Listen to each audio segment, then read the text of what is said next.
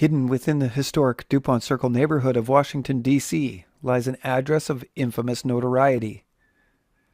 Seemingly lost forever within the late 19th century Queen Anne Row House revival, the house at 1727 19th Street has been whitewashed from history.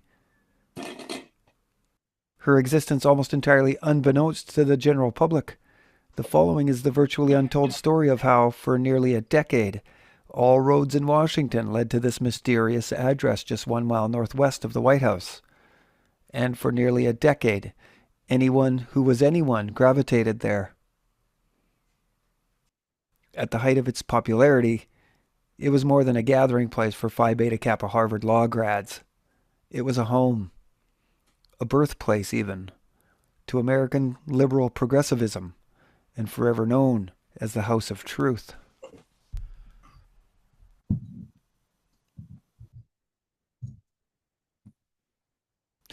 The house was owned by Robert Grosvenor Valentine, Bachelor of Arts, class of 1896, Harvard Law. It is Valentine who invited Felix Frankfurter, Harvard Law class of 1906, and Winfred Dennison, a friend and former Harvard classmate of Valentine's, to stay at the house beginning in 1911. In the years prior, Valentine was a member of the Taft administration and had resigned his position as Commissioner of Indian Affairs just at the time everyone was settling in at the house. All three of these men knew each other from their time under another Harvard Law grad, Henry L. Stimson, at the U.S. Attorney's Office in New York. Stimson placed there on the recommendation of his former law partner and Taft's Secretary of State, a fraternal brother of Phi Beta Kappa, Elihu Root.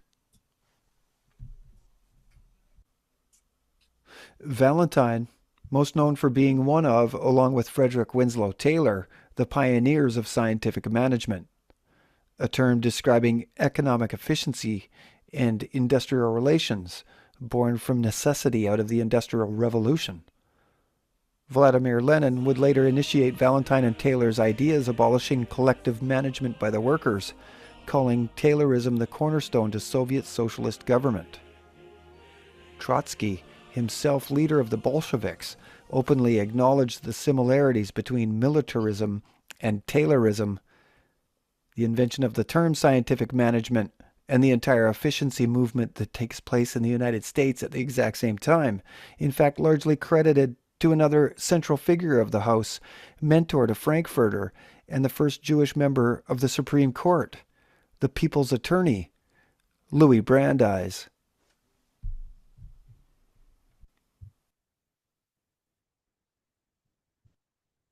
Okay, check 1 2. Everybody looking at that man right there? He's the maker of your modern day social contract. Everybody I'm mentioning at this House of Truth, they're all Phi Beta Kappa, Harvard Law School.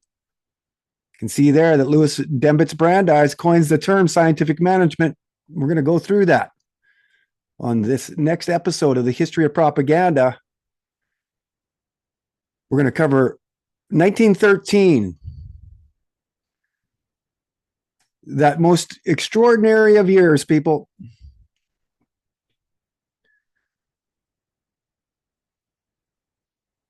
Okay, so welcome everybody. Let's go to a large screen. We are going to get into it today. There's going to be a little bit of a prologue, and it may appear that I'm all over the place, but I'm not. I'm right on target. So for those of you that are sitting watching and having a cup of coffee, cheers to you. Good morning. It's not morning where I am and where I'm watching it right now. Well, it is here right now. It's morning in my world.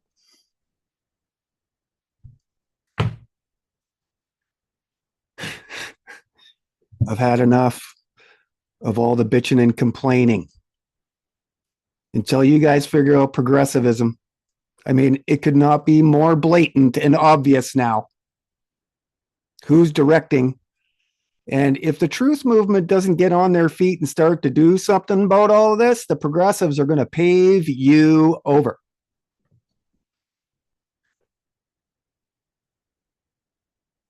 And it's not my opinion.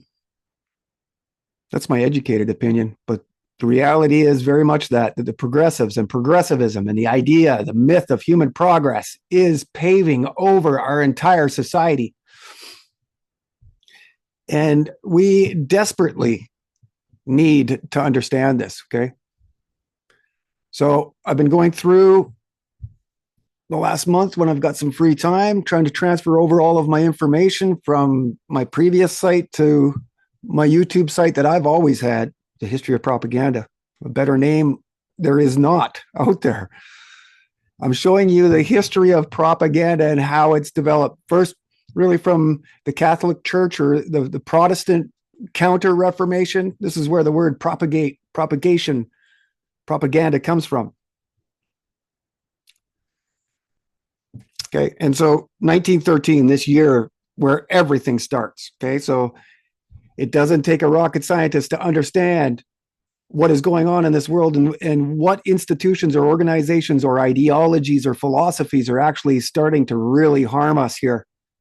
And so when you go back to look at the origins of the UN, NATO, Council on Foreign Relations, not-for-profit think tanks, the Federal Reserve using usury and speculation. These are two key aspects to the New World Order takeover. When you look at the education system, all of it goes back to this time period, the progressive era, and most specifically, this one year, 1913. Okay. And so that intro that I just showed you, House of Truth, they all start to conglomerate around that political salon 1 mile from the White House in 1912, straight out of Taft's administration. Now, Taft, Wilson, and Roosevelt, all three of the presidents that ran in the 1912 election are Phi Beta Kappa, but they're also Century Club members. So that's where Bohemian Grove comes from. So you can start to see that this thing that's been happening, or this thing that's going on in the world today, as we've covered with fascism and all other kinds of things, isn't new. And I've been over it so many times, we probably shouldn't go over it again, but we've got the progressives today yelling and screaming about fascism when fascism was here long before their grandparents were even born.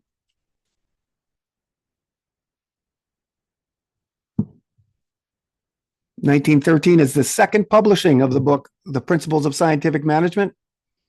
First published in 1911 to shop managers, engineers, manufacturer owners. I'm going to get into that. So I welcome everybody that's here. It means that you're not paying attention to other things out there that are meant to distract you. I don't need to say anything else because I'm not giving my energy away. And neither should you. So without any further ado, 1913, dawn of the new age. Finally getting to this. Had many, many people asking me to go through this. Ironically enough, I blocked a lot of those people this morning, yesterday, and the day before because they're just so distracted and out of control, people. I see so many people not in control of themselves. Okay, so that's my pen name, Diego Garcia. My real name is Dwayne Hayes.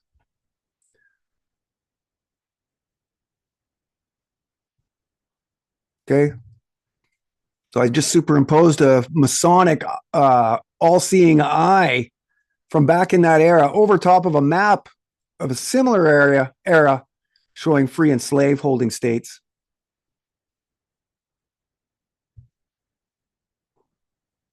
Which is all a myth, too. The emancipation of the slaves. We went through that in Brandeis Part 6 and 7, the philosophy and science of law. And we start here. I decided to start this article with this quote from Drift and Mastery, Walter Lippmann's first book, written in 1914. A year after they all started hanging out and living at the House of Truth. Walter Lippmann's living there with his new wife, living there with Felix Frankfurter, this House of Truth, 1727 19th Street, that I introduced you to at the very beginning of this show. Progressive is what we like. And the word new, be it the new nationalism of Roosevelt, the new freedom of Wilson, or the new socialism of the syndicalists.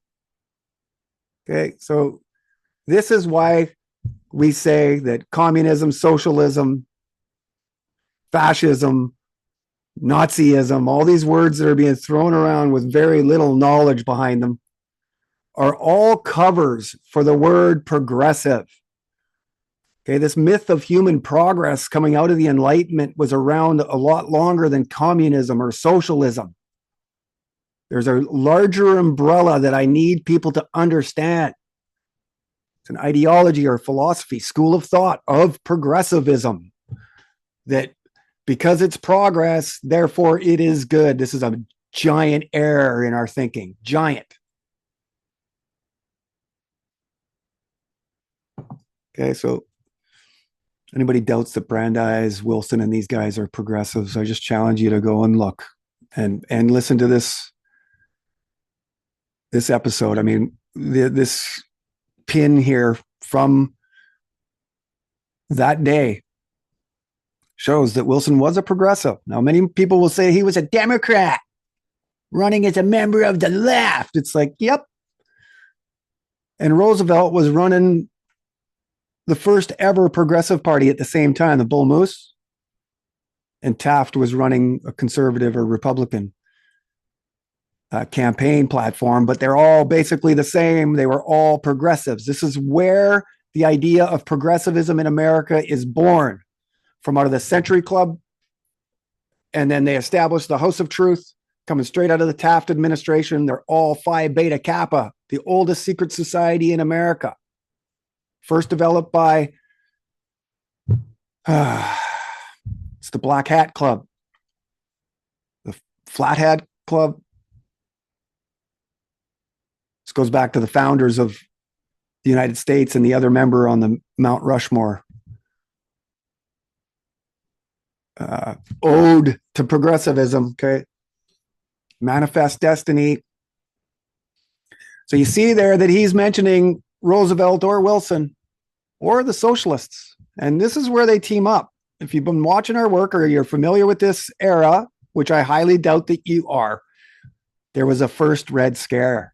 It was in 1917. We all know about McCarthyism and the second Red Scare, but nobody ever calls it the second Red Scare, do they? It's all in an effort to hide the progressive era. Who is driving all of this negative, malicious content right now of hate? But the progressives, whether you want to say LGBTQ, the left, Democrats, it's all social radical reform under the title of the left. There's an ominous continuity that goes throughout the 20th century, and we can trace it directly to Marxists like Herbert Marcuse, the father of the New Left in the 60s, or Theodor Adorno, Max Horkheimer, the leaders of the Frankfurt School in the 30s, bring it over, and it lands in Columbia, and it is still there today. You wonder why we have a vast majority of young people coming out of universities with Marxist ideologies and hateful rhetoric and wanting people to be dead just because they speak their minds. You need not look any further than Columbia University in the 1930s. Go look. University in exile. Okay. And we will cover all of that. And maybe today, not in this episode, but I'm thinking about doing a second one if I've got the time. Okay. And the dollar bill in behind is significant because it was developed under FDR. This is the $1 bill with all of the Masonic, New World Order, Illuminati imagery, symbols. This was developed under FDR, and guess who was head of FDR's brain trust? And who FDR called Isaiah? None other than Louis Dembitz Brandeis. You getting sick of hearing that name yet? I am. I would sure love to be not just the only one talking about it either. But for whatever reason, I've been chosen. Whether you want to laugh at that or not, I don't care. Because I'm about to show you more proof as to why I say those things. You can say, oh, what an ego. There's no ego here, boys and girls. Okay.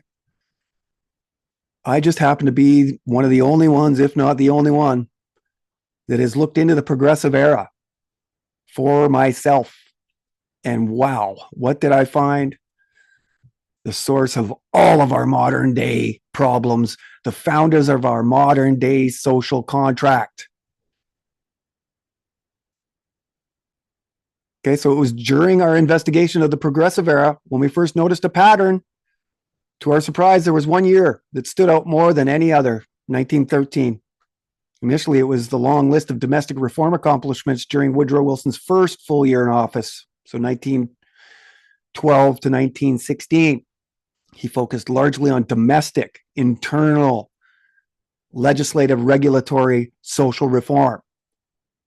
This is where we get the Federal Reserve and actually the entire New Freedom campaign, which includes the Federal Trade Commission and the establishment of the administrative state, what we call nanny state or the welfare state. This is where it starts. So then while researching the House of Truth, which I introduced you to at the beginning here, we discovered all of the residents' published books in 1913 or very early 1914, all with the word new deliberately in the title. That same group founded the New Republic magazine officially in the year 1914. Okay, so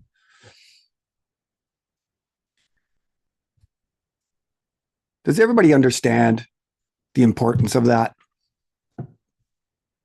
Does everybody understand the significance of what I just said in that paragraph? As we're reading this, recognize the words that come after the word new.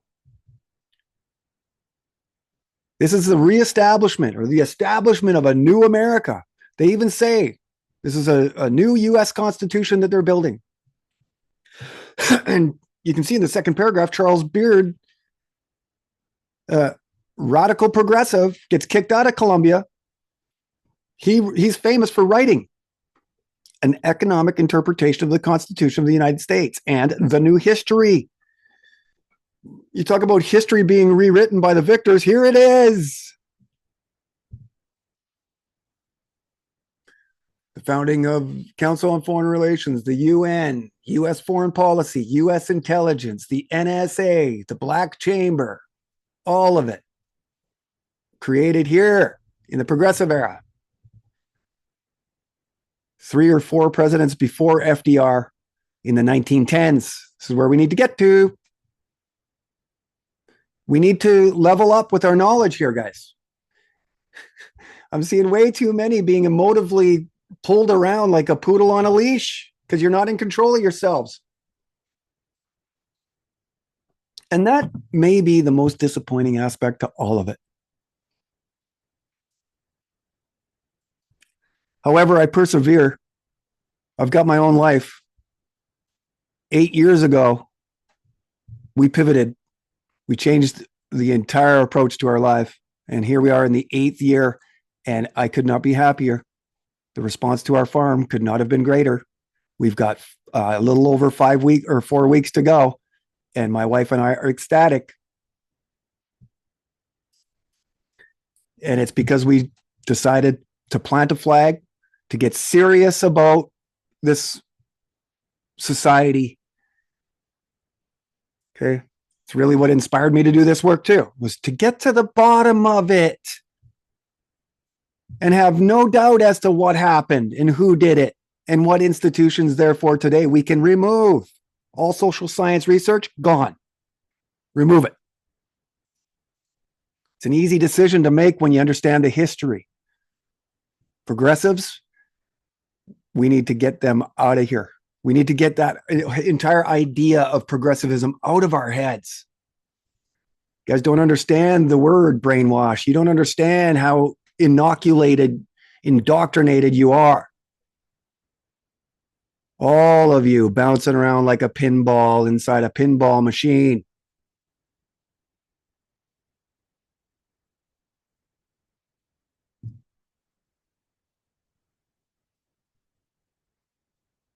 So Theodore Roosevelt's new nationalism, Woodrow Wilson's the new freedom, Walter Wallace's the new democracy, Charles Beard's an economic interpretation of the Constitution of the United States, and the new history, all published within months of each other, while many lived and associated together at the House of Truth. The method and means of each book echoing each other, each of them carrying within them promises of progressive reform, each book targeting important tenets of the Progressive Manifesto.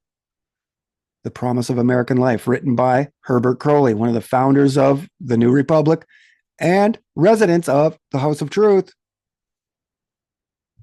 Each calling for a more centralized, scientifically governed government and a great society built upon the two tenets of the progressive movement, efficiency and preparedness. So you can see that they're establishing this blind reliance on the expert here.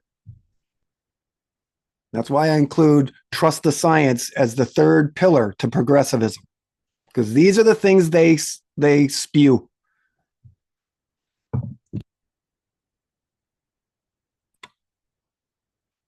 So founding Fabian, go look it up. Graham Wallace dedicates his most famous work, The Great Society, to his close progressive friend, Walter Lippmann. Walter Lippmann, a Fabian Society member, as well as a Rhodes Roundtable member. He's looked at as the founding father of modern progressivism. Go look it up. So the Fabian Society also creates their mouthpiece magazine at the same time, The New Statesman, 1913, 1914. So herein we describe the extraordinary events of the year 1913 and declare that these are the men who put new in the New World Order. These were the men who established the forward motion necessary to move society at large through an age of radical social reform. Herein we detail the philosophies, ideologies, and concepts that inspire the institutions, foundations, and organizations that sparked the most influential political movement in American history that nobody's ever heard of.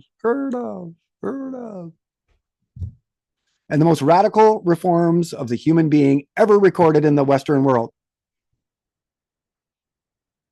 Progressive era, Owen Benjamin, Derek Brose, Richard Grove, James Corbett, The Last American Vagabond. Where are you guys? Hey, where are you? Lost in the quagmire of canalizing, fomenting, or at worst, their controlled opposition keeping all of this from you, which is exactly what I think they are.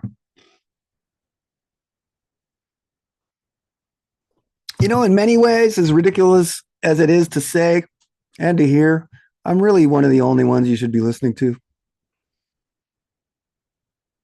And I can safely say that because I've got this mountain of evidence here.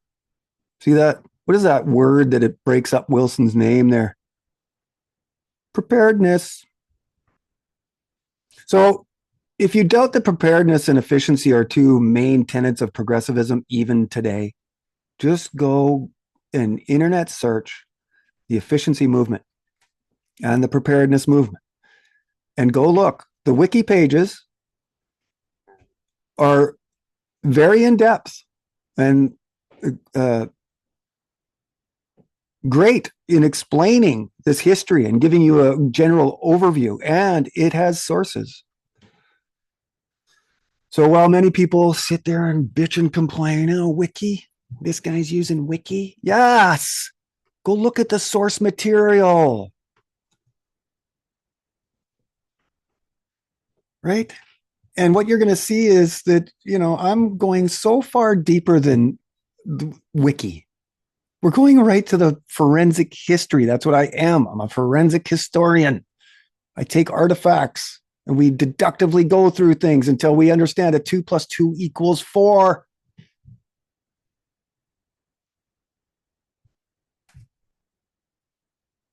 So Woodrow Wilson inaugurated as president of the United States. This is 1913, right? He's elected in 1912. But he doesn't really get going until 1913, what's one of the first things he does? Is taxation. So his first term focused primarily on domestic issues through his New Freedom initiatives. And this New Freedom, and I can show you 1,000 more times if you haven't seen or heard it, that Brandeis is considered the architect of the New Freedom campaign. While his second term, Wilson, we're speaking of here, established now long held American foreign attitudes and a new order of things through internationalism. So this second term, 1916 to 1920, is when internationalism, the idea of the United Nations and an international community, and the world's a small place. It's a small world after all. Okay, all of this starts here. Specifically, actually, under Theodore Roosevelt, 1906, 1907, 1909. But you can see it all leads to Wilson and the establishment of the League of Nations in 1918, 1919. And it's actually not even Woodrow Wilson. As we've covered, it's Fabian's, the founder of Fabianism, Sidney Webb, is chairing the meetings, the inter-allied conferences, 1914, 1918, through the war, and establishing this alternative idea other than material force of arms and blowing each other up. We wanted a diplomatic way we can converse and communicate so that we can solve some of these issues rather than blowing each other up. And so where are we today with allowing each other to speak? Where's that diplomacy gone? Back to material force of arms, hasn't it? And is there a bigger bigot than one that kills somebody for something that they say? Nope.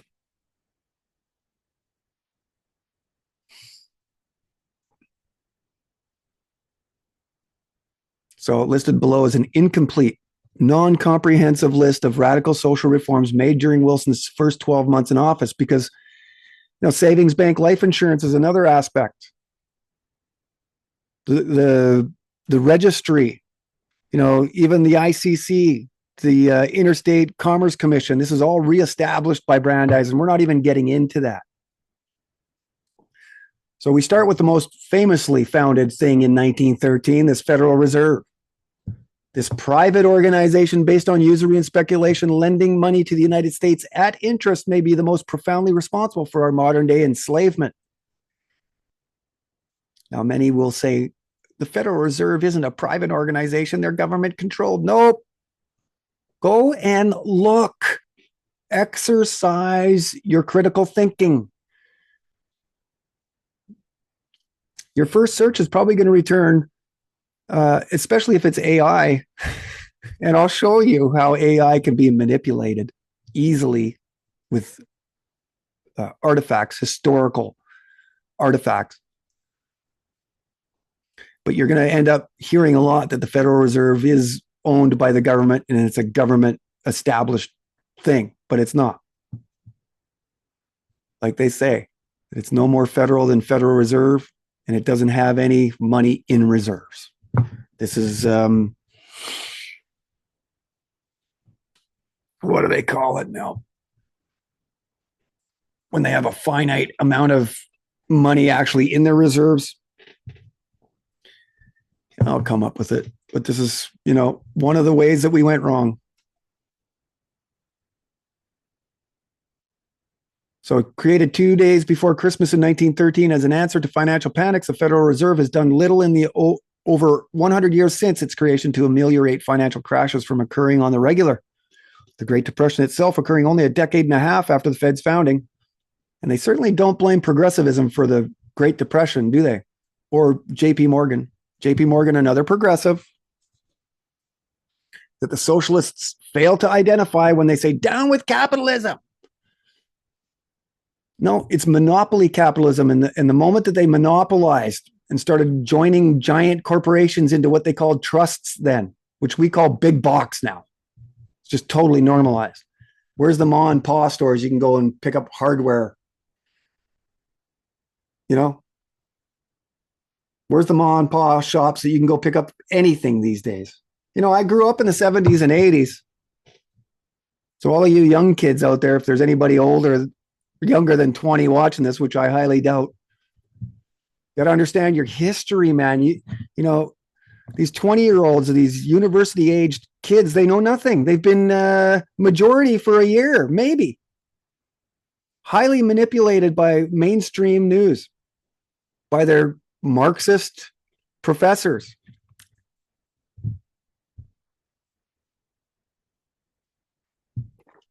You know, our freedom to speak is supposed to be underlined and highlighted on campus of universities. Just so everybody knows, that's the whole idea behind a university, is that we're supposed to be allowed to speak there even on controversial issues, and everybody understands that.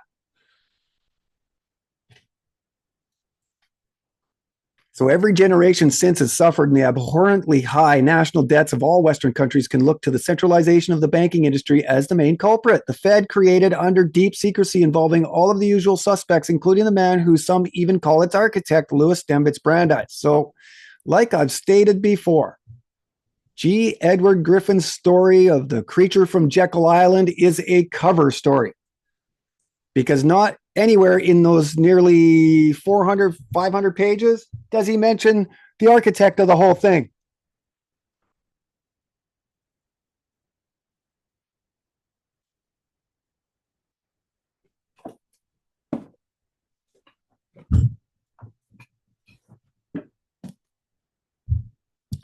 Creature from Jekyll Island, G. Edward Griffin, 5th edition. So he's reprinted this 5 times since I got this one, and he still isn't putting Brandeis in here. He just tells you of this story of these banking elites that sneak by train down to Jekyll Island, and somehow from there they establish our entire economic financial model. No, it had to be legislated, right? It had to be created by an act. So who was doing that behind the scenes but Brandeis? You know, he's largely looked to as the author of the Sherman Act. Over 500 pages, 580 something, 500 and nearly 600 pages, no mention of the actual architect of the Federal Reserve here. So you may still, you know, be looking at G. Edward Griffin like your grandpa, but I strongly advise you to stop doing things like that. Have you ever met him? You know anything about him? He follows me on Facebook, and I challenge him all the time. I tag him. I don't ever hear a word from that coward. Understand me? These men are all cowards.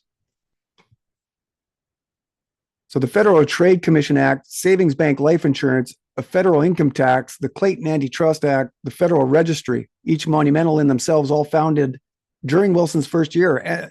Taxation as well. Did I get that? Yeah, federal income tax.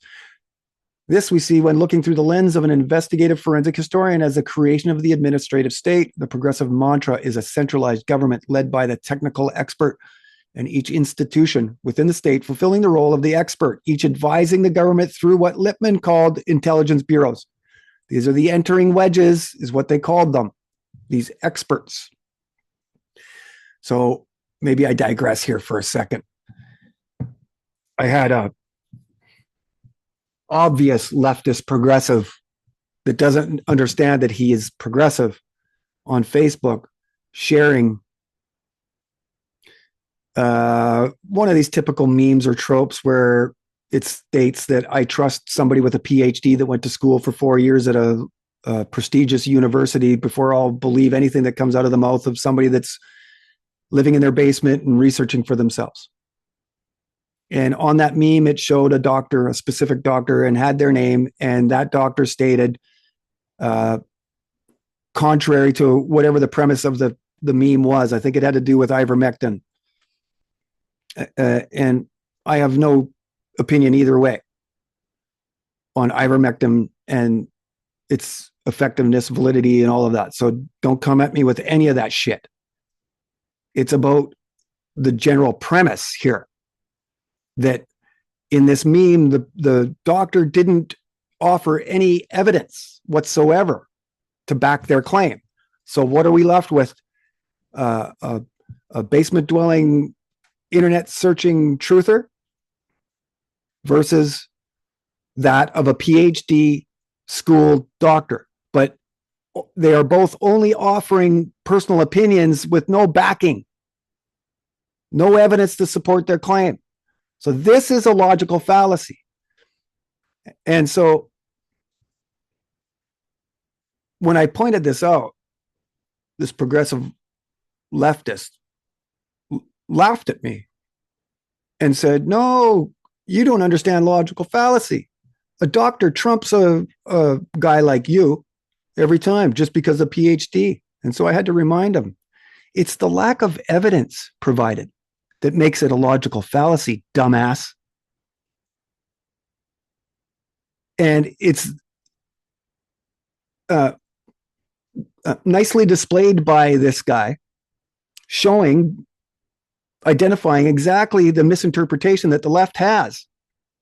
And this reliance on the scientific expert. Just because a doctor says something doesn't make it true. They have to, just like I do, provide evidence to support that. And we make a giant mistake when we just blindly believe what the scientific expert says. I mean, honestly, I can't believe that I'm sitting here telling adults this.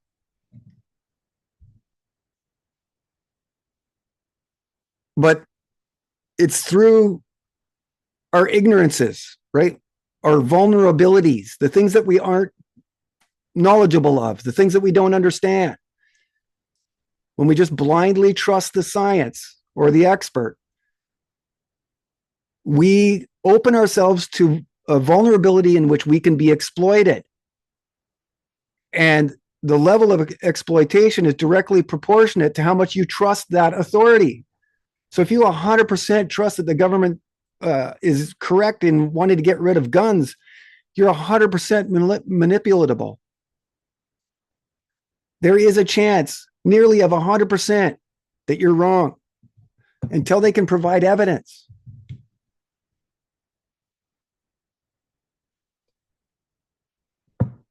And that's the very nature of logical fallacy, guys. It doesn't change dependent on your personal perspective. We can get into perspectives and perceptions.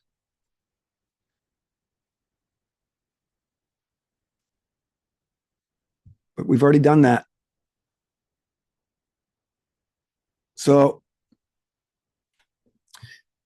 these intelligence bureaus, the entering wedges. Go look Walter Lippmann's book, Public Opinion, up. There's a chapter called Entering Wedges. It opens in Plato's cave. People are like, Plato's cave, what is that? Plato's Republic, book 7, chapter 7. Slaves all chained to the wall. I advise you go and look at that.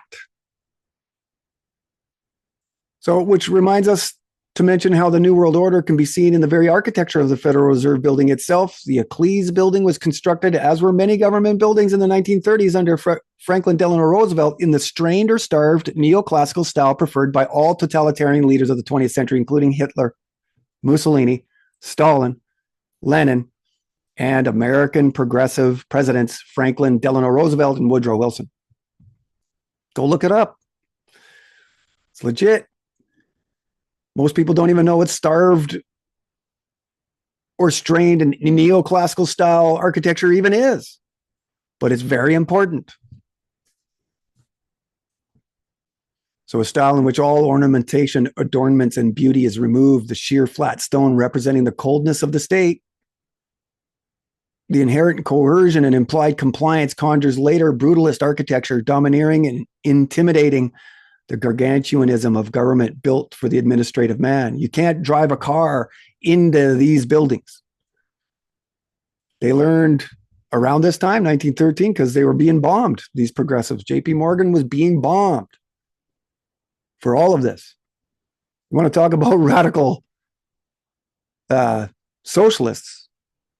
And so Brandeis says that this aspect is the decentralization of the Federal Reserve or a central bank. This is what he's talking about, the decentralization of the Federal Reserve into 12 other ones around the nation. So his definition of decentralization, much different than the public's perception. Okay. So the 12 Federal Reserve banks, all of restrained, stripped, starved, or even brutal neoclassical architectural stylings. And I wonder if these columns are 1.8 meters apart, representing people, right? The constituents, the citizens, with nothing. Just starved, restrained, all beauty gone. Okay. The Harry S. Truman U.S. State Department, starved, neoclassical, no adornment, no beauty. Rome University, 1938. Mussolini, starved.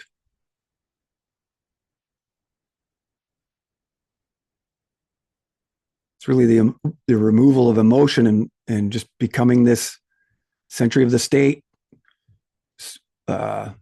omniscient monolith.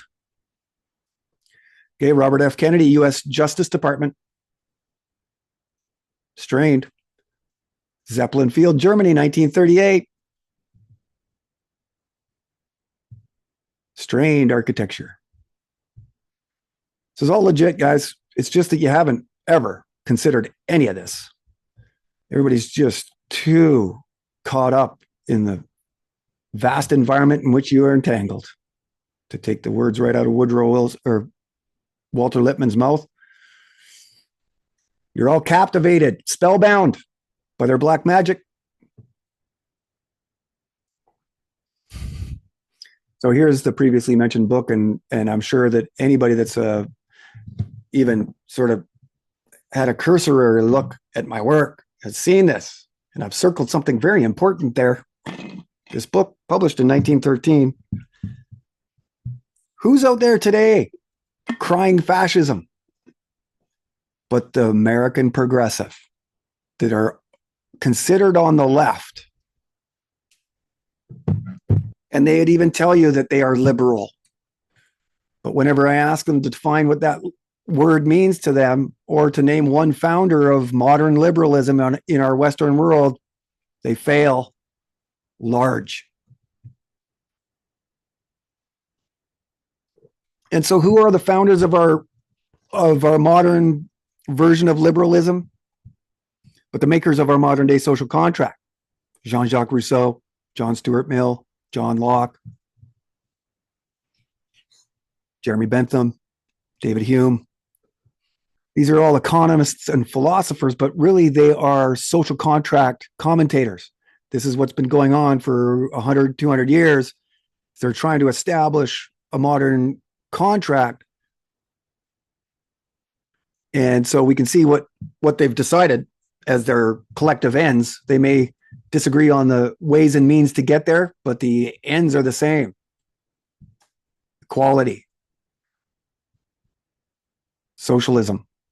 Okay. And this book right here is key to establishing socialism, not just in America, but around the world. Like I described in the intro, for those that don't understand yet, that's a fascist. And what's interesting is that it is so subtly embossed onto the cover of this 1911, 1913 book that even that itself starts to show you. I mean, if we wanted to encapsulate the entire progressive movement in an image, there it is. Because fascism is the chosen economic model of the progressive, as we've shown. So what the hell is a fascist doing on the cover of this book, The Principles of Scientific Management, written by Frederick Winslow Taylor? One of the most influential isms of the 20th century. Okay, written by Frederick Winslow Taylor, officially published to the public in 1913. A fascist can be seen pressed subtly into the very fabric of the front cover, and fascism found within its pages. The management of society through science, now known simply as Taylorism. So the principles of scientific management is the playbook for the efficiency movement. This, if you trace it back and you do your own research and you're good at that, this is where you come to. The entire efficiency movement that's being mentioned today under the auspices of DOGE, Department of Governmental Efficiency. Okay, so when we start talking fascism, or the progressives start crying fascism and Trump's involvement and all of that, yeah, sure, agreed. But what you got to understand is that it's built right into the fabric of America. You were born into a society that was never democratic. It's always been fascist. And I would also push all my chips to the center of the table and bet that nearly every single one of these progressives pushing radical social reform today don't know what a fascist looks like, and they don't know the definition of fascism. They'd be heartbroken to understand that they are the ones responsible with the establishment, all of the shit that they're crying about today. Okay, so if you're out there and you're being serious about trying to change people's minds, anytime you see a progressive or a liberal yapping about fascism and Trump, show them the principles of scientific management and remind them it was published in 1911. Okay, and if that isn't good enough, show them a picture of the Lincoln Memorial, because there's a fasces under each one of President Abraham Lincoln's hands. Or show them the inside of the Washington Monument. Anybody ever seen the inside of the Washington Monument? Nope. We always are showing the outside. But what's on the inside? George Washington and a fasces. What's on either side of the American flag in the House of Congress, House of Reps? What's painted in the Capitol building, Rotunda?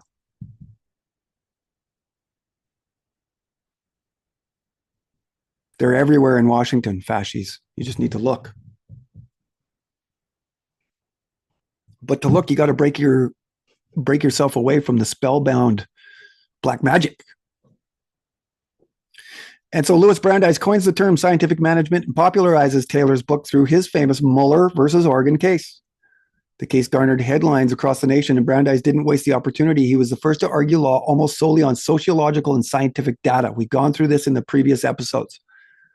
The replacement of arguments from law with arguments from sociological, scientific data, facts, statistics. This is a great hoodwink of our system of law. This is where they totally overthrow our properly functioning system of law. You wonder why there's no morality and all these things.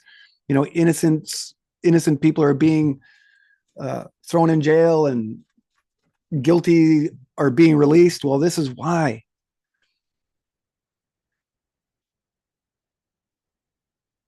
With help from his sister-in-law, as we've covered, Josephine Goldmark, his Brandeis brief altered case law forever and served as a legal landmark that replaced traditional practice of law. Brandeis credited Taylor's book for the basis of his argument and elevated the popularity of industrial efficiency across the United States. Brandeis, Frankfurter, and Oliver Wendell Holmes Jr., three Supreme Court justices, along with the rest of the House of Truth crowd, were very important in changing the attitude of the Supreme Court. All three of those U.S. Supreme Court justices, Phi Beta Kappa, Harvard Law Review, or Harvard Law School. Brandeis founds the Harvard Law Review. 1877, 1880. Historical documents showing that a worldwide Taylor Society was born to promote Taylorism, originally funded by the Fabian Society. An early member was Marxist Walter Polikoff, who worked with Taylor. Henry Gantt, Frank Gilbreth, Harrington Emerson. If you know anything about scientific management, those are giants. But Brandeis led them through the Taylor Society. So Polikoff working directly with the U.S. Emergency Fleet Corporation as the U.S. entered the Great War. Lenin, Stalin, and Trotsky all publicly acknowledged the importance of Taylorism. And Polikoff is the guy that goes over to Russia and helps establish it. So Lenin was a political revolutionary untrained in the intricacies of factory management. However, he was aware of the writings of the father of scientific management, Frederick W. Taylor, long before the revolution. Taylor's work had been translated into Russian, and Lenin hoped to find in this model an answer for Russian industry, as the United States had found one at the turn of the 20th century. Daniel A. Wren, University of Oklahoma, Scientific Management in the USSR. So the principles translated into many languages. Mu Zhangwei, a Shanghai native graduate of scientific agriculture at the University of Illinois and Texas A&M, translated it into Chinese and was very popular among a variety of governments for obvious reasons. This collective interest in new management extended beyond personnel issues to embrace organizational design, industrial psychology, and the industrial rationalization movement around the world. In the past, the man had been first. In the future, the system must be first. Taylor is named only an honorary member of the initial meeting of the society that would eventually bear his name, showing an already relegated position within the movement. The main question at the first meeting was of labor unions. Taylor, in an address to the society, talked of a meeting he had had with Frankfurter and Valentine in which they appeared adversarial regarding the role of the union. Taylor, speaking from a position sympathetic to the business owners, stating the two obstacles forbidding them from joining with the employees were their demand for a restricted output and their demand for collective bargaining. Collective bargaining coined by Beatrice Webb, Sidney Webb, founder of Fabianism's wife.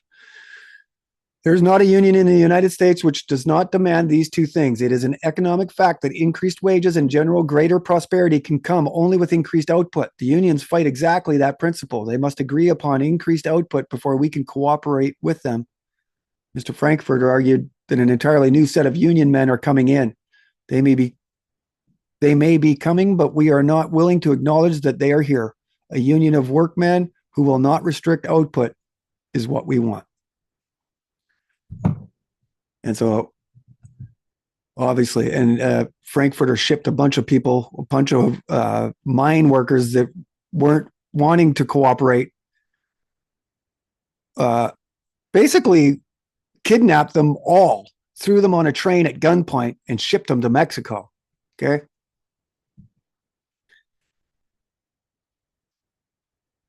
And I think that's to do with Bisbee, Bisbee. So go look it up. The Bisbee deportation is what they call it. And Frankfurter was at the center of it. If these miners weren't willing to go into insecure holes in the ground and work extraordinary numbers of hours, then they were going to just be shipped off by train to some undisclosed location in the middle of nowhere. This is literally what happened.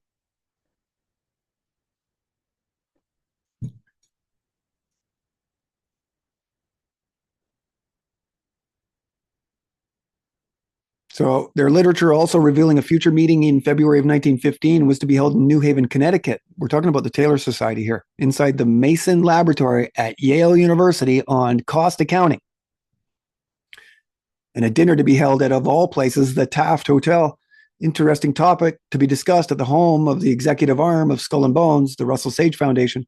And it took place at a hotel named after the son of the founder of Skull and Bones, William Howard Taft, which his father is Alfonso Taft, who was a Secretary of War.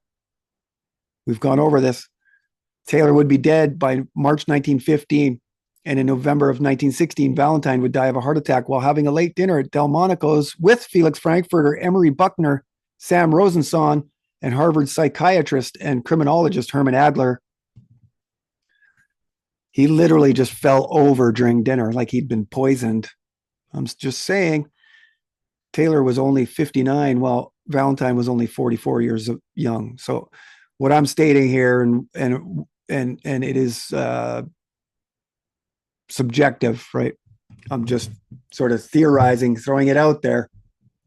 But those are the men that were with him when he died.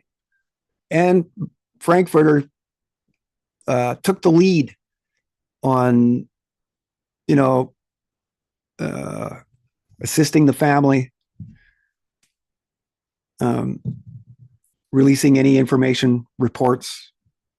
Frankfurter was at the faucet. So we see that today. I'm just showing you that on the right-hand side, the amount of times that efficiency is used just in the first 3 pages of the introduction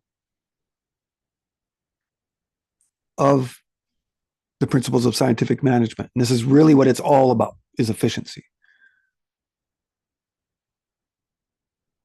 Okay, so here's a bulletin, the Society to Promote the Science of Management, 1914, in December, Volume 1, membership of the Society, Frederick Winslow Taylor, honorary member. Aldrich, honorary member. Aldrich is involved in the Creature from Jekyll Island story. Okay, and there's some other key names in here that most people are going to be unfamiliar with. But if you were ever familiar with any of this, they start to stand out even from our previous episode on the first American fascists. We see some of the names there, here.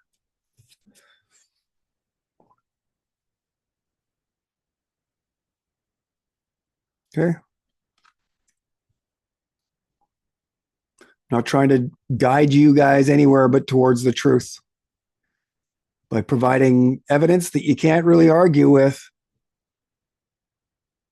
So Valentine's business thrived because he had the courage to implement part of the social program that he and Frankfurter had outlined on the living room floor of the House of Truth when they had discovered the center of the universe. Brad Snyder, the House of Truth. Okay. I've shown this book before.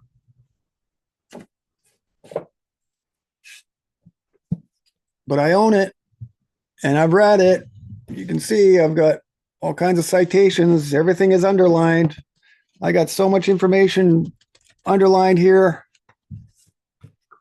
It's a very important book because it's a very important house in a very, very important era. So the House of Truth, Brad Snyder. I would say go buy it. It's thick enough to keep you out of the distraction for probably a good month, which I highly recommend. So, the New Spirit, also known as the International Exhibition of Modern Art, begins with the 1913 Armory Show. And I'll be right back.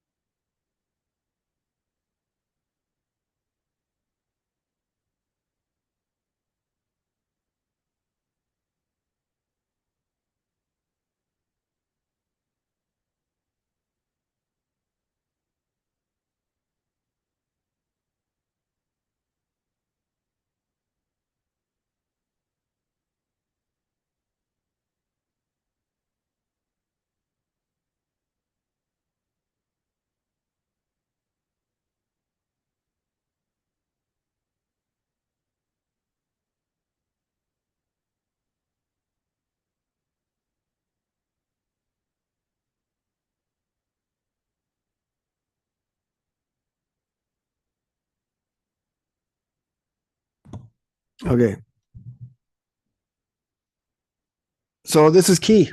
This is another key aspect that nobody knows about. See the pin? The New Spirit, New York, 1913. This is when they introduced French Expressionist art, very controversial in the day, jarring. Right? Many Americans were upset. So promoted as part of a larger movement known not so coincidentally as the New Spirit, obscures traditional early American art style by infusing new, experimental styles of European avant-garde. Now, as we get into all of these things, like the Marxists that Aldous Huxley was partnering with, we start to understand that French Expressionist and German Expressionist art and film noir and the horror genres of movie making all come from here, all meant to demoralize the American moviegoer. And so these terms here, when we research that epoch of time and that area, come up to avant-garde, cubism, experimental, new art styles. Now you can imagine this is cutting edge because there's no television. I don't even think there's radio at this point, right? 1913. It's just visual art in which you can use to manipulate people and the newspaper. And so we see very clearly the first attempt at altering the image of the human figure, the changing images of man. Right? The study that I often talk about that started in the 70s and finished in the 80s, largely inspired by Aldous Huxley and his brother. So this is the introduction of modern art to America. Guests included on the 3-city tour were contemporary legends of the art world: Cézanne, Duchamp, Manet, Matisse, Monet, Renoir, Seurat, and Vincent van Gogh. So the shows were organized by the American Association of Painters and Sculptors, and one of the founding members of the AAPS just so happens to be who? Gutzon Borglum, a frequent guest at the House of Truth. And it is at the House of Truth where he designed Mount Rushmore on the dining room table. Okay, so Marcel Duchamp's nude descending a staircase created a stir merely from its title, showing something resembling the shape of a human body somewhere between cubist and futurist. The figure leaves no indication as to its gender or whether it is even human. This painting and several others caused controversy. The imagery of nude descending staircase, when looking closely, show the dynamic fragmentation of the human figure. The knees bent, the body leaning back, the only discernible body parts hidden behind cylinder and abstraction, as the androgynous futuristic figure progressively descends rather than ascends a set of stairs.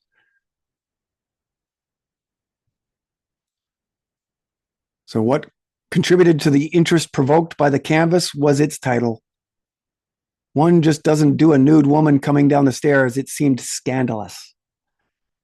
Marcel Duchamp, in a late interview, seems to point to the figure being female, however, admits that the name was what may have had everyone interested. The Armory shows proved to be scandalous as America was not accustomed to the radical new European modernist art movement. Henri Matisse's distortion of the human form facing much backlash, and provide yet another example of the soft social science techniques being applied to American society. So at the same time that the Rand School for Social Science is established, the first social science research institution, right in New York. And the first Red Scare, this is where it was identified. So their stated mission even was to lead the public taste in art rather than follow it, sounding much like the agenda of the Metaphysical Club's infusion of philosophy a decade earlier. So Borglum's own artistic themes centered, of course, around heroic images of U.S. nationalism and the aesthetic variation of bull moose patriotism. Interesting to note that this infusion of expressionist art just ahead of its infiltration of Hollywood through the film noir genre, as discussed in our previous article, Hidden in the Shadow of the Sun.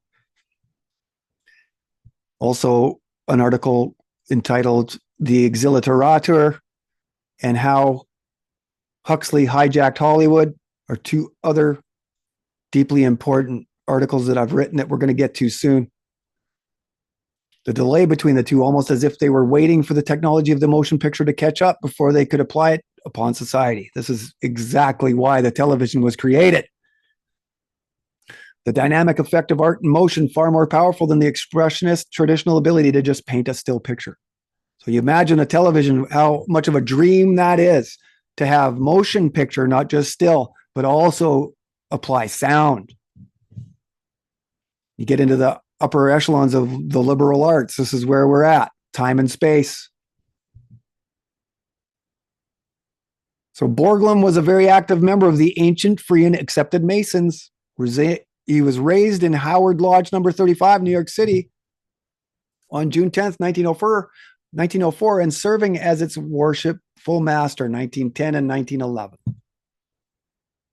So in 1915, he was appointed Grand Representative of the Grand Lodge of Denmark, near the Grand Lodge of New York. He received his Scottish Rite degrees in the New York City Consistory on October 25th, 1907. He was also close personal friends of Theodore Roosevelt.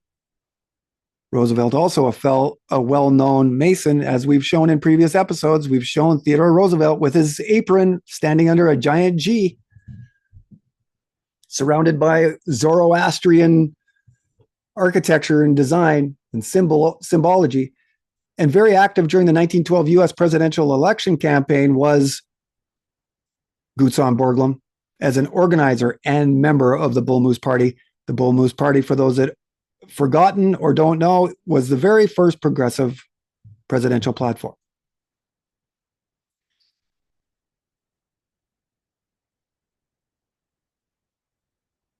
Okay, the scholar and research professor emeritus H. Wayne Morgan considers the conflict between modern and traditional art in the early 20th century to be one of the best known episodes in American cultural history. The International Exhibition of Modern Art, the most important art exhibition ever held in the United States, served as the catalyst for this controversy. Gutzon Borglum, Freemason, personal friend of Theodore Roosevelt, and the designer and creator of Mount Rushmore, which is an ode to progress. All of the presidents that are there and chosen to be a part of that are all ominously tied to progress. So the origins of the show lie in the emergence of progressive groups and independent exhibitions in the early 20th century with significant French precedents, which challenged the aesthetic ideals, exclusionary policies, and authority of the National Academy of Design, while expanding exhibition and sales opportunities, enhancing public knowledge, and enlarging audiences for contemporary art. This is Avis Berman.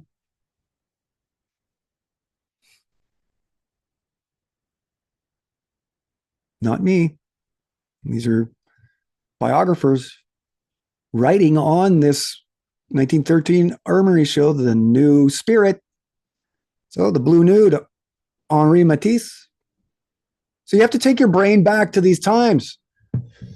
Those are bare breasts and a fully naked woman that looks like a man. And the word blue, very key.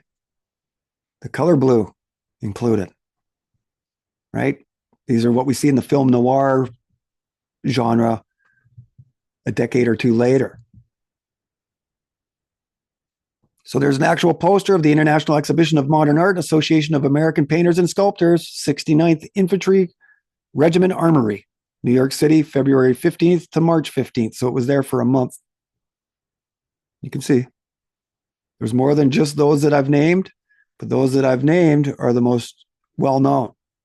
So here's Nude in a Wood, Henri Matisse. So we can see that we're pushing envelopes, we're pushing taboos into society, much like Edward Bernays is doing at the same time on Broadway, introducing us to orphans, the idea of syphilis, sexually transmitted diseases, made everybody very uncomfortable, but brought these discussions out into public.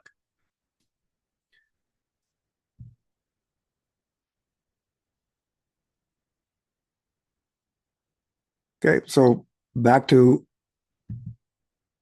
the year 1913 and all of these things that happened. Well, Henry Ford installs the moving chassis assembly line in October of 1913, sparking the era of mass production and the automobile era all at once. Otherwise known as what? A progressive assembly.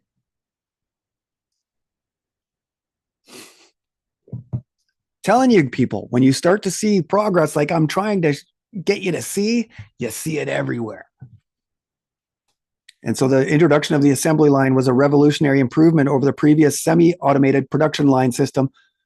Assembly lines for the first time created an enormous advantage for the employer. The nonstop conveyance system diminished the workforce to a mathematical equation, each detail of the process perfected, allowing the employer to set the pace, minimize labor, and maximize profits, of which they couldn't figure out a scientific method to share with the laborer, as we've covered. That scientific management was going to be the answer for everything, except how do we divvy up the profits and leisure time? And this is why the laborer, the worker, balked at all of it and fought it and drew arms, actually. They bared arms and they fought back. Look to Ludlow Massacre. The Bisbee deportations, already mentioned. This is a big one. The Homestead strike at Carnegie Steel.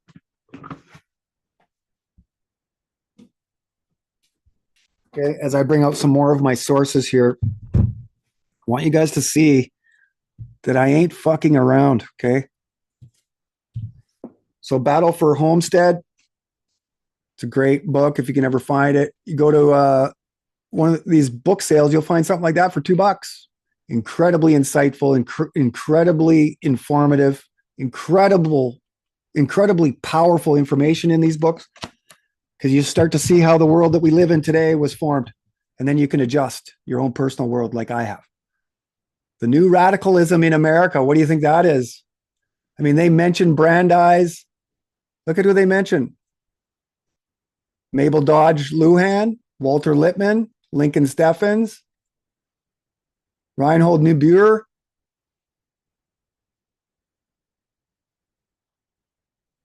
'20th century social reformer.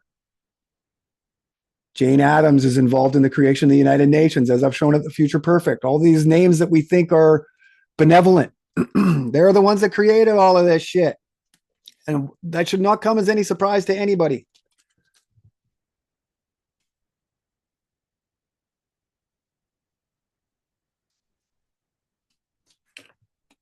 The New Radicalism in America by Christopher Lasch. He's got a BA and an MA from Harvard, Columbia. This is probably to do with his dissertation or his PhD. This is the original forensic work that he probably did for his PhD. This is why I say that it's only at the highest echelons of prestigious universities that they actually discuss all of this.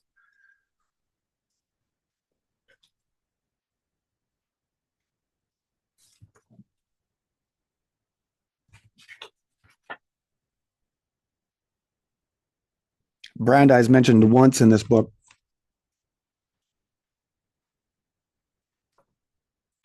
But I've read this book and I've marked all the interesting stuff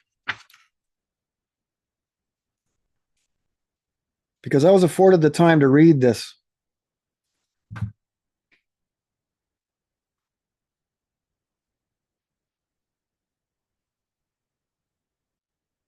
So in May 1919, the editors of the New Republic, established in 1914 by the residents of the House of Truth, of which Herbert Crowley is a member, the author of the Progressive Manifesto, Promise of American Life, which should have been titled The New Promise of American Life, no? Because that's the book that they establish everything from. After much searching of heart and prolonged discussion, decided to write ourselves out from under the treaty. It is a bitter decision to make, wrote Crowley to Louis D. Brandeis, because it is practically a confession of failure so far as our work during the last few years is concerned. And he's discussing the League of Nations and how it was allegedly denounced by the conservative Republicans once they returned to America. But we see that it was just normalized. There's a direct line of influence from the League of Nations in 1918, 1919 to the establishment of the UN in 1948. Many of the same people are at both. And if you go to the United Nations website and look up their history, they got no problem admitting that themselves. It's only people that haven't done their own research that are left out on those branches, twisting in the wind. Not a very solid place to stand. Okay. So more books. Theodore Roosevelt's New Nationalism. Not a first printing, but pretty good. How about this one? Theodore Roosevelt, Volume 7, Literary Essays.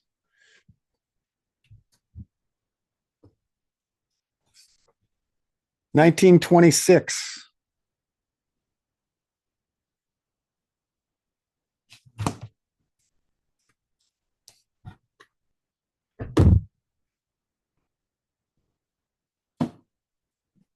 The limits of liberalism. Look at who they name.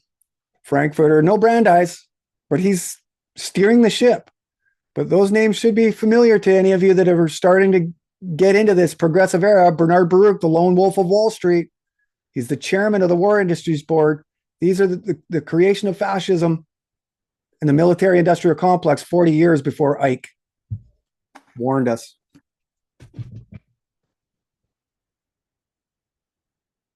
I got a stack of books on Brandeis. I think I've already shown this. The real Reservoir Dogs, right? The Progressive Movement, 1900 to 1915, Richard Hofstadter. This is a legit book. Okay. So this is where we go for our sources, not necessarily Wikipedia, although we do accentuate and supplement our forensic research with those artifacts as well. As long as it passes our source material checklist, right? Go look at the historical method. If you want to understand how to properly research, go internet search historical method. It's a collection of primary sourced, secondary sourced material, getting information from the horse's mouth with no entering wedge in between, like the mainstream media. There's a reason why the mainstream media is telling you not to do your own research, because if you did, you'd see that the mainstream media is lying their faces off. So back to Henry Ford. The Highland Park factory in Michigan shrinking the manufacture time of an automobile from more than 12 hours to less than 2. The first significant joining of man and machine. The connecting of the human hand with the control arm. Like two fingers nearly touching, reminiscent of the creation of Adam. This is really what it all goes back to. This not without significance from another entirely different perspective, in that A Brave New World was set in the year 632 AF, or after Ford. Ford considered God. And the rollout of the first automobile marked as the very first day of their utopian calendar. Ford also referring to himself as Freud when speaking of psychological matters. This is true. You can go look at his writings. But Freud is a part of this. You know, he's the double uncle of the father of propaganda, Edward Bernays, previously mentioned. So what else happened in the year 1913? Well, the Rockefeller Foundation signed its charter and they went public from the General Education Board. Okay, so March 14th, 1913, following the acceptance of its charter, this one 501c not-for-profit, the most responsible foundation of our enslavement, formed from another private yet very public-sounding General Education Board. Inspired by an initial $100 million donation from John D. Rockefeller, and I can show you the actual letters if you would like. The Rockefeller Foundation funding the creation of the Council on Foreign Relations, the Inquiry, the Cybernetics Revolution, Alfred Kinsey's sex research, the Princeton Radio Research Project, and our entire Western education, agricultural, and medical industries. Rockefeller stands today alongside the Federal Reserve and the sage advisor to all, Louis Brandeis, as possible public enemy number one. Rockefeller involvement so omniscient in our lives today, and there are many interlocking affiliations so well documented throughout the century by hundreds of researchers. Little needs to be said of their involvement in the dawn of the new age. We decide that, we could talk to no end about Rockefeller's influence on this world. We've done a lot of that already. So we're focusing on the year 1913. The first suffrage movement on March 3rd, 1913. This is the beginnings of feminism. One day before Wilson's inauguration, the suffragette movement officially gets underway. And what do? But they create this social phenomenon from the creation of circumstances, which is Edward Bernays' way to spread propaganda, the creation of circumstances. And what did they do with all of these women of the suffragette? They got them to light up a cigarette, and they called them torches of freedom. And so women started to smoke to show their independence and their need not to be influenced or protected by man, that they were their own person and they could do whatever they want. And this is really the origins of the feminist movement. So really what they're trying to do is just get all of the women as well to be consumers, to be laborers, that in which they can be taxed and charged for whatever they're consuming. Torches of freedom, this is documented historical fact.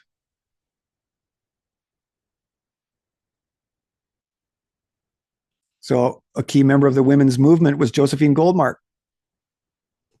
the aforementioned sister-in-law to Louis Brandeis, along with other members of the Progressive National Consumers League.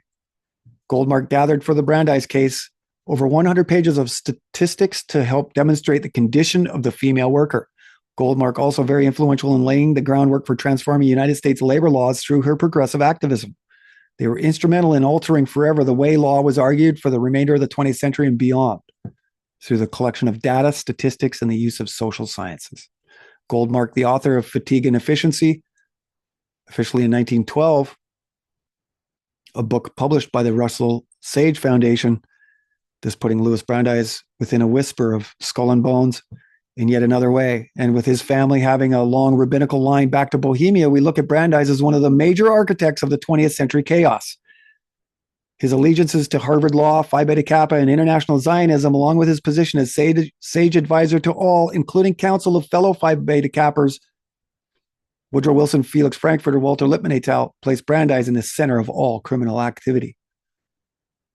Russell Sage, the executive arm of Skull and Bones. So you can see Skull and Bones is funding these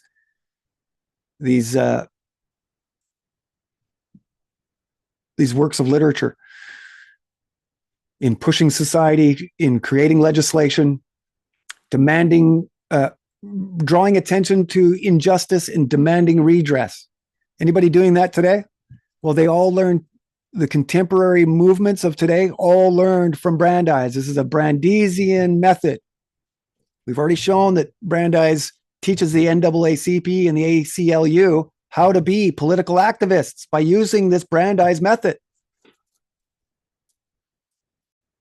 The following authors were close friends, confidants, and even housemates. All are considered fathers of the progressive movement. All were accused of being radical reformers of society, some of them thrown out of Columbia University and other universities around the nation at the time because they were considered radical Marxists. All wrote key progressive manifestos or socialists. While at the House of Truth and the books were all published at nearly the exact same time, they all vowed an allegiance to Theodore Roosevelt's New Nationalism, a strong federal government centered around preparedness and efficiency to be run by the scientific expert. Undoubtedly, much of the authoring, organizing, and coordination of their books and the founding of the New Republic would have happened while all cohabitating at the House of Truth. This is really why this political salon was created. We've already talked about the two pillars of propaganda, right? Information and institutions. So they needed to build a brick and mortar place where they can conglomerate or congregate, and then a periodical, a piece of literature that they can put out every week, every day, every month, and so on. This is really the idea behind the House of Truth. It's to get behind Theodore Roosevelt's progressive era. But it's Brandeis that switches everything because he follows Woodrow Wilson. And it's because Woodrow Wilson's far more manipulatable than Theodore Roosevelt. I don't think we'll get any argument there. Wilson, a known idealist. Roosevelt apparently stated that he didn't want anything to do with experimenting on the U.S. Constitution, and this is why they chose Wilson ultimately. Because Wilson was a fan of parliamentary government. He was a fan of the British style of governance. So the New Nationalism was a campaign slogan and a collection of Roosevelt speeches published in 1910, inspired from Herbert Crowley's The Promise of American Life, published in 1909. I can show you provenance that states this within Harper's Weekly magazine, these other progressive magazines in which Theodore Roosevelt is endorsing and advertising both The Promise of American Life by Herbert Crowley and Drift and Mastery by Walter Lippmann, which we started this episode with. The word new is what we like, whether it be the new nationalism, the new freedom, or the new socialism of the syndicalists, right? So this is where we see the conglomeration of all of that. Communism, socialism, all under the guise of progressivism. The idea of progress far less threatening than the idea of communism or socialism. They found a nice, tidy, inoffensive term to fly under the radar like they are today. Build back better. It's progressive. We're never going back. Progressive. War on terror. Progressive. Hope and change. Progressive. Operation Warp Speed. Progressive. MAGA. Progressive.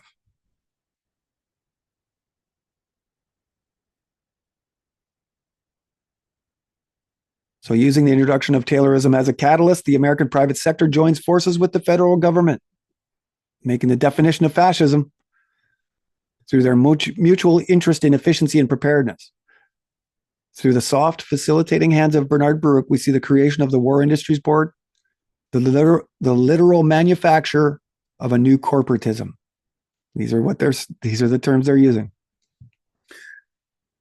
The new competition, right? You start to dig, you start to see that everything is going to be devised new, almost as if America had a very new beginning.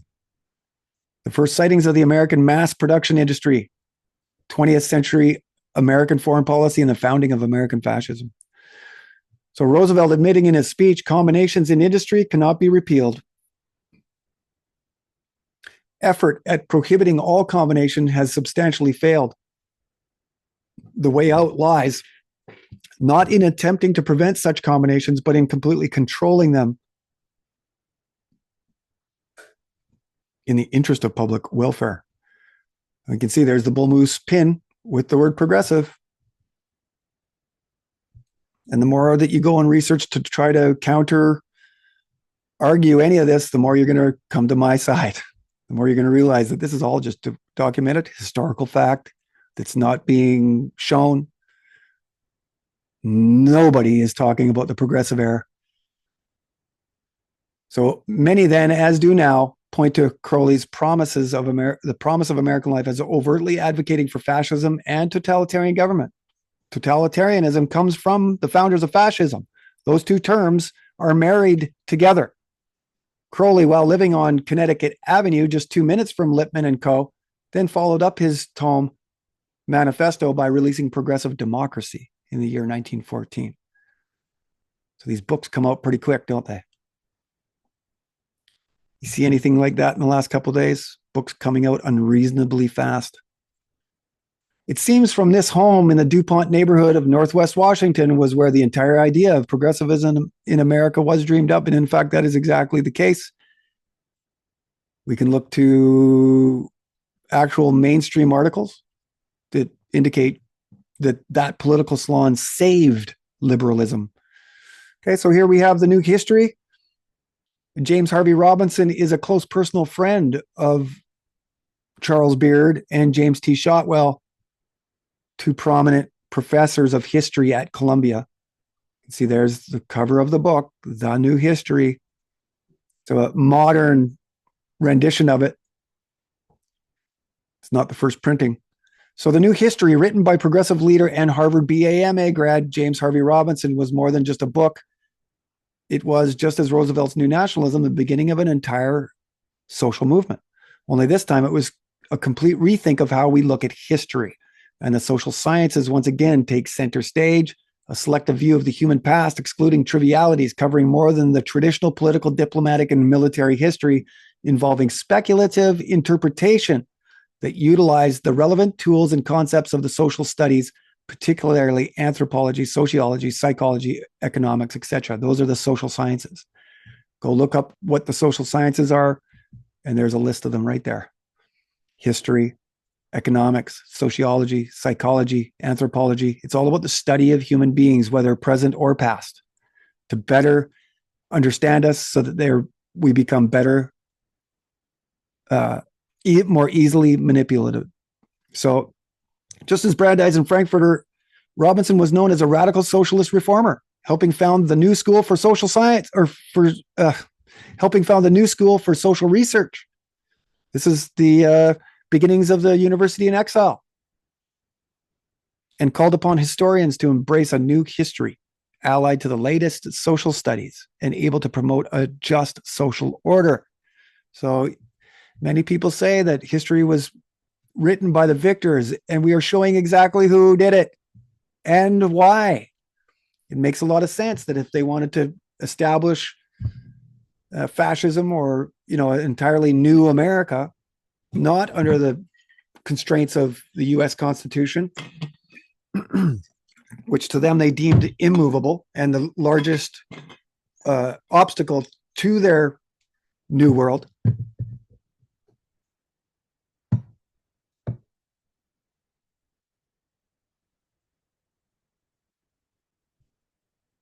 They had to establish a moving, living law to then move society. They knew it was going to take a while too, and here we are. We're 125 years later, and they're still pushing radical social reform, trying to get guns out of the hands of people, cash out of the hands of people, knowledge out of the hands of people, empowering information like grammar, logic, rhetoric were removed from our school for a reason. In its introduction, after first acknowledging Theodore Roosevelt's The New Nationalism and Woodrow Wilson's The New Freedom, Harvey Wish identifies three other key figures as equally important to their progressive cause: the new jurisprudence of Oliver Wendell Holmes Jr., the new psychology of William James, and the new education of John Dewey. Okay. Read that for yourself.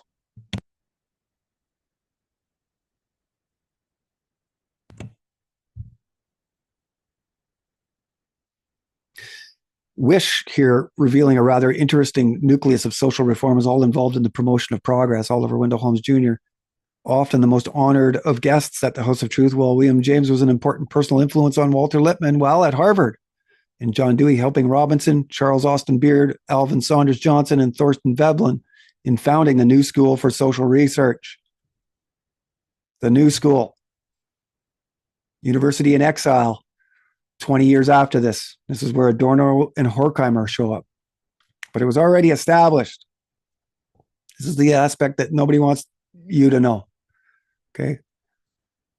They'd rather you believe that history and American history of the 20th century starts with FDR, because then all of this era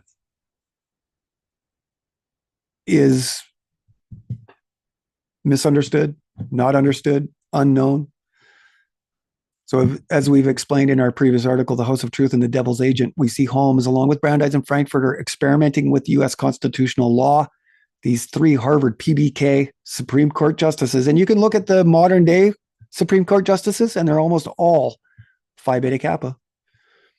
Saw the Constitution, as did James T. Shotwell when authoring the International Labor Organization, or as did Robinson and Beard when authoring their New History, or as did Sidney Webb and his Fabian cohorts when forming the League of Nations, that the U.S. Constitution was an obstacle to their entire progressive plan. Okay, so that's James Harvey Robinson. So the industrialized man and the U.S. Constitution were repugnant, and they all knew it. Especially interesting in this being Robinson's reliance upon psychology, especially of the behaviorist variety. Now we know who the behaviorists were from my last episode, and Freudian psychoanalytical thought. So 1913, this guy here, Hugo Münsterberg, publishes Psychology and Industrial Efficiency.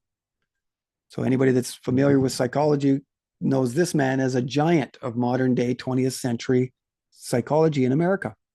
Münsterberg was an assistant to Wilhelm Wundt, the father of experimental psychology, who we covered in our last episode.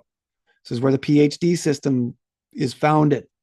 The first Americans to ever receive a PhD come from Leipzig and Wilhelm Wundt. This becomes our psychology departments at all of our leading universities in America and North America as well.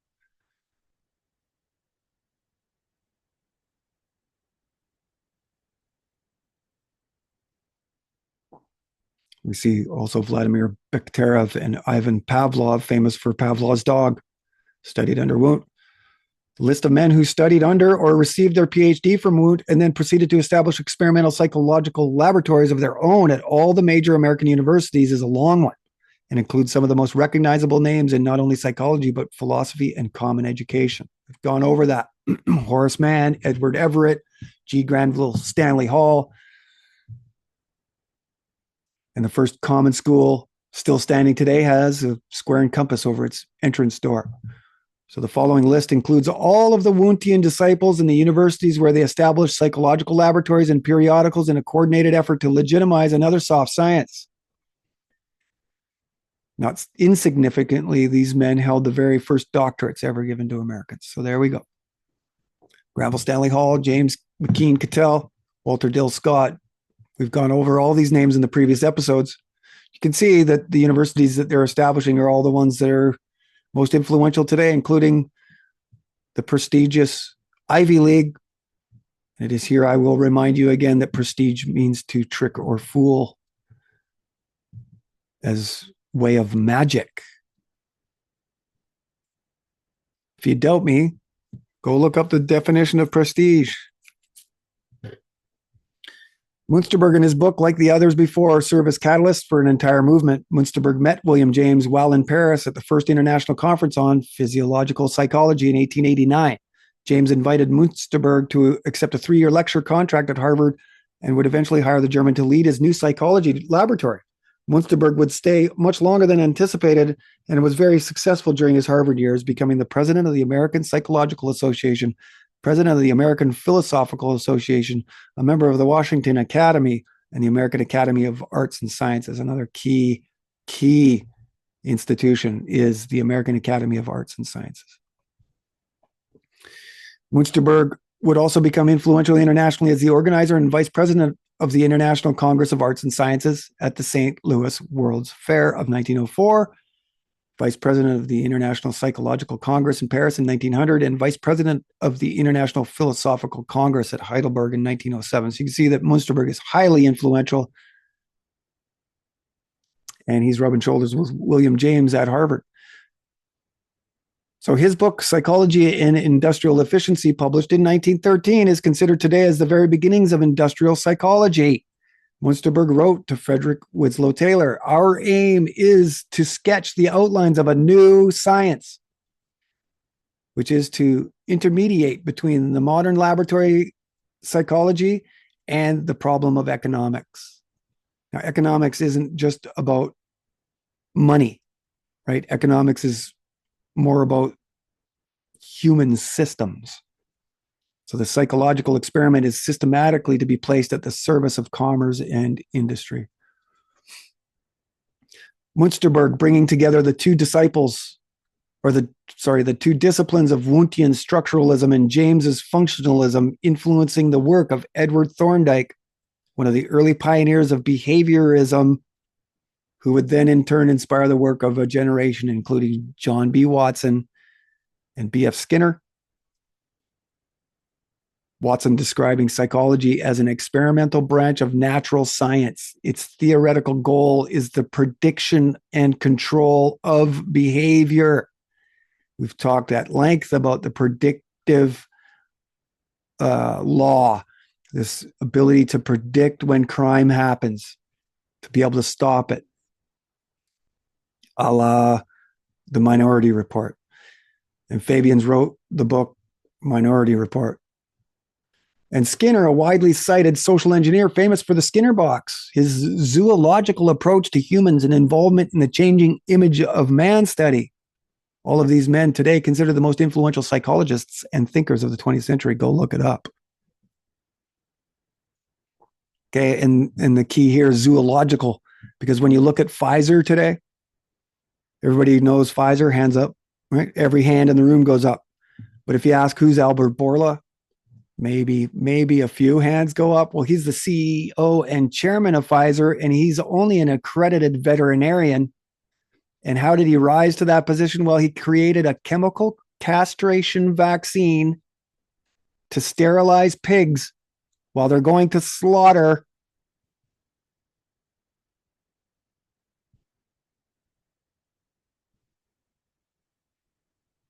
And, Alfred Kinsey, one of the most influential, if not the most influential in our understanding of sexual relationships of the man and female. He was only a zoologist too, yet he's one of the most cited philosophers or psychiatrists in human nature. So we still see this going on today. Albert Bourla, certainly not. He's without the credentials to give human health advice, yet during COVID, he's there telling everybody to get their vaccines while his family didn't. So, an economic interpretation of the Constitution of the United States, this book that Charles Beard wrote, along with his best buddy, James Harvey Robinson. Beard wrote the iconoclastic book as a direct critique of the American founding fathers and helped to establish a new perspective on American history from its very origins. Its publication excited progressives who wished to curb the powers of the Supreme Court. Interestingly, Beard, a student of Robinson's, arrived at Columbia direct from Oxford and a Fabian socialist. Both these figures were extremely controversial during their time at Columbia. Both would leave under scandalous conditions to form the New School for Social Research, a Marxist organization, as are all social research institutions. The New Statesman, this Fabian periodical, Fabian socialist rag, was also created in the year 1913. As we now know, the Fabians, especially Sidney Webb and George Bernard Shaw, ever present at the Inter-Allied Labor and Socialist meetings that directly led to the Covenant of the League of Nations. Shaw also present in the Weimar circles, and their work funding the Taylor Society, as well as inspiring the entire progressive era. Right? It's Brandeis, as we've shown, who establishes industrial democracy here in America, and who wrote the book on industrial democracy, but Sidney and Beatrice Webb. And this idea of progressivism, social reform, comes from Britain, that comes from Prussia. Okay, the ideas are established in Germany, adopted in Britain, and then adopted here.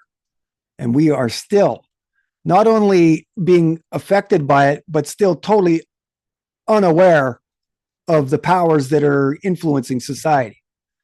Nobody's out there denouncing progressivism. You see anybody but me?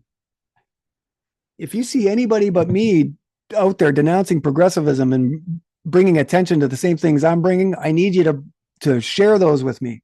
Bring them to me. These are the people we need to talk to. Sidney Webb's Industrial Democracy, published in 1902, but published prior to that, 1897, I think, too. There was two publishings of that book as well. Serving as a catalyst for the progressive movement in both the UK and the US.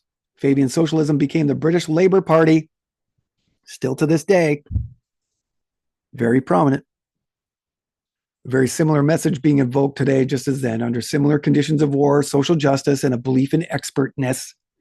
For those unfamiliar, the Fabian logo, a wolf in sheep's clothing, and their motto, molding the world closer to our heart's desire. A strategy they deliver through slow, methodical social change rather than a more brutal, inhumane military conquest.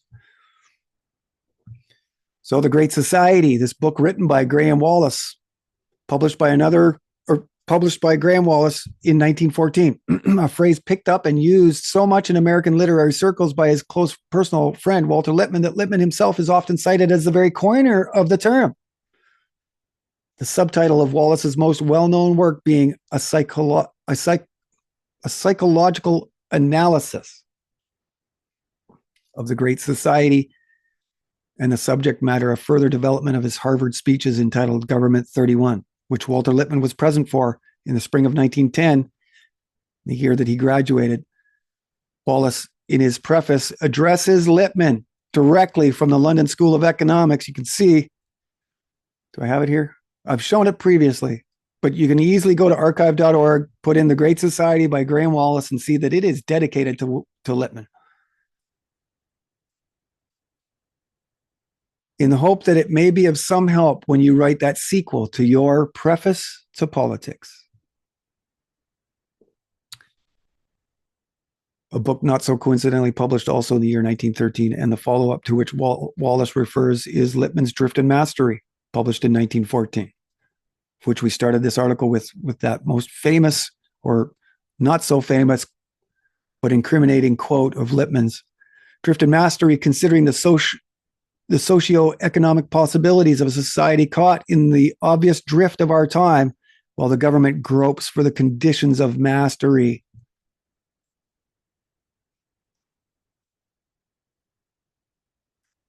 Here's The New Democracy by Walter Weil.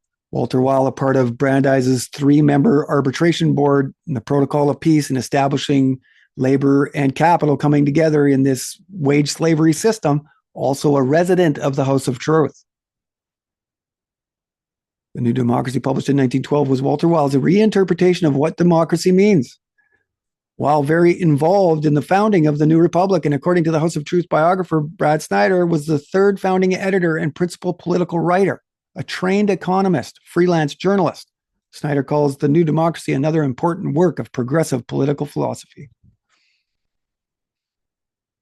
Weil's book advocating for, as did all their progressive books, a more centralized federal government, less attention on the rights of the individual, experimentation of the Constitution, and more government attention and money be paid towards social equity or equality, social justice, and a reliance on the social science expert. The New Democracy, it should come as no surprise to anyone by now, was written in support of the 1912 presidential campaign of Theodore Roosevelt, the Bull Moose Party. Okay. So the New Republic, founded in 1914 by Lippmann, Crowley, Frankfurter, Weil, Oliver Alvin Saunders Johnson, along with a 4-year promise of funding from Dorothy Payne Whitney and her husband Willard Straight, a J.P. Morgan representative, along with guidance from Billings Learned Hand and others connected to Harvard Law School. Their collective dream of scientific liberalism, a liberalism centered on humanitarian and moral passion, and one based in an ethos of scientific analysis. Frankfurter very involved in the planning stages and was listed as a trustee on the magazine's first statement of ownership, attended meetings, and later wrote many signed and unsigned editorials on political and legal issues. Crowley described the magazine as radically progressive. And it was their intent to overthrow the word liberalism from classic liberal of the U.S. Constitution to neoliberal, radical progressive activists. What have we got today? Is our world more filled with advocates of the U.S. Constitution or of radical social reform?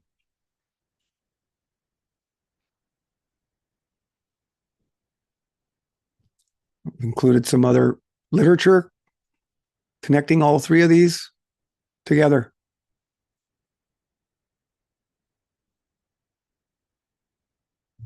The Mississippi Valley Historical Review, New Republic and the Idea of Progress is where I'm getting these from, okay? So The New Freedom, published in 1913, was a collated series of speeches Woodrow Wilson admits in the foreword to have never written. Whoa, what just happened?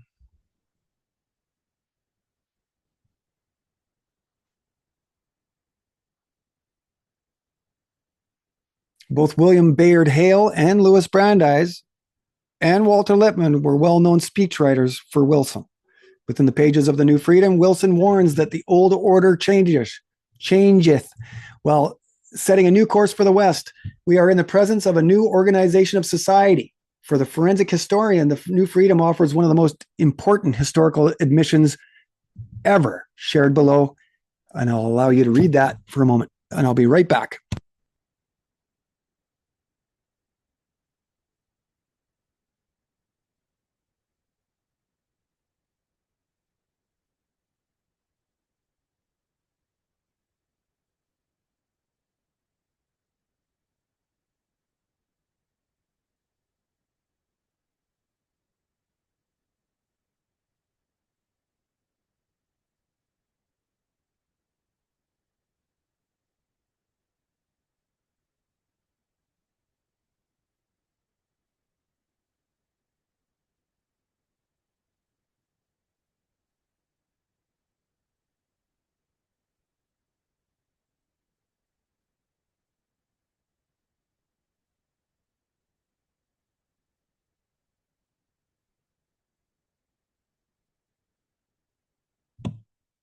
Okay, so since I entered politics, I have chiefly had men's views confided to me privately. Some of the biggest men in the United States in the field of commerce and manufacture are afraid of somebody, are afraid of something.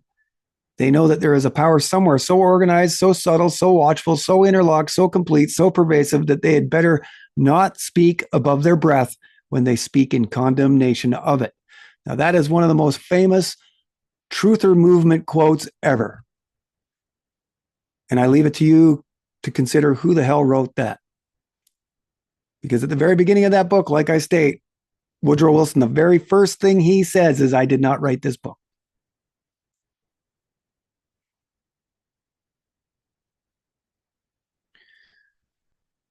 So, as we conclude here, from the not so coincidental publications of progressively minded books, all from the primary leaders of progressivism to the constant promotion of a large centralized government and a scientifically managed society, from the many admissions to all being an experiment, to the connections to the oldest secret societies in America, show conclusively that whether it be a new spirit, a new democracy, a new republic, a new nationalism, a new jurisprudence, a new psychology, a new education, or a new freedom, the new age was dawning in America. When one takes a deeper look, as we at my former website have, it's not hard to see the coordinated effort. It doesn't take much convincing to say that the year 1913, like a photograph, captured a unique and important moment in history, a snapshot showing a deliberate infiltration of all aspects of Western society. Those same aspects described some 60 years later in the Changing Images of Man study, mystical, cosmological, sociological, pedagogical, and psychological, editorial, political, and magical aspects. They wanted to infiltrate all of these at the same time. And that is comprehensive to our entire world. So you can see that they considered magical, even mystical.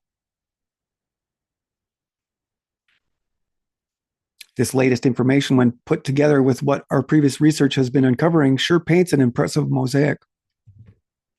An aggressively radical social reform movement, all delivered with a religious fervor and a promise to never look back.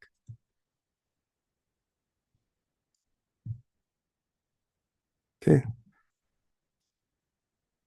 So I encourage you to share this information with everybody, regardless of what label you attach to them.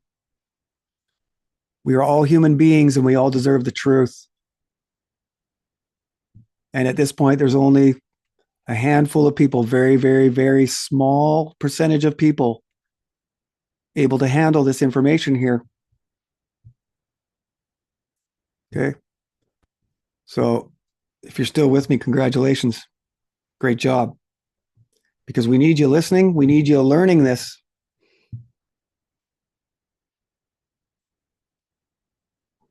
So you can share, comment, support us at the History of Propaganda, subscribe, so that maybe one day we can have a conversation with the chat group and we can entertain question and answer periods and all of those things. But as of right now, I am a man alone with the truth. Diego Garcia, a man on an island in the middle of the ocean. Okay, so look forward to how Huxley hijacked Hollywood in our next show. Until then, enjoy your day. And we'll talk soon.